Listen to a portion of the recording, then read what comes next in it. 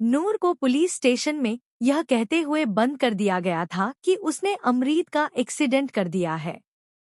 बेचारी नूर के चेहरे पर डर, सदमा और गहरी चुप्पी साफ दिखाई दे रही थी। वह बार बार कह रही थी कि उसने कुछ नहीं किया, लेकिन किसी ने उसका यकीन नहीं किया।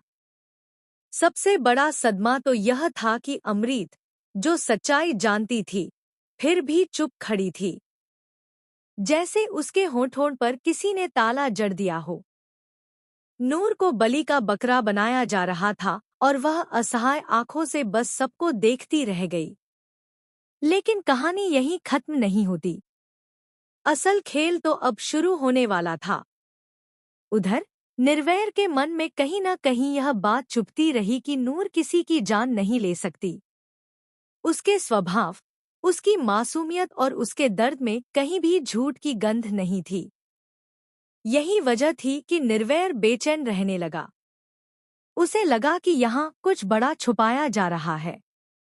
उसकी आंखों के सामने बार बार नूर की वह उदास, थमी हुई निगाहें घूम जाती और वह समझ गया कि सच कुछ और ही है। फिर एक रात, जब वह घर वापस जा रहा था, उसके दिमाग में अचानक एक ख्याल बिजली की तरह कौंधा। अगर नूर ने यह सब नहीं किया, तो किया किसने?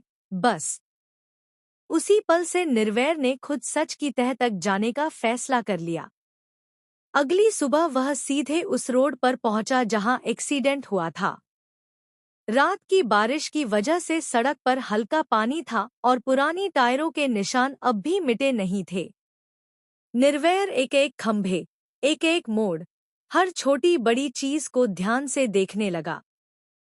तभी उसकी नजर एक खंभे पर लगे सीसीटीवी कैमरे पर गई। उसका दिल जोर से धड़कने लगा। वह तुरंत नगर निगम ऑफिस पहुंचा और घंटों की मशक्कत के बाद वह फुटेज अपने हाथ लगा पाया। उसका गला सूख गया था जब उसने प्ले बटन दबाया।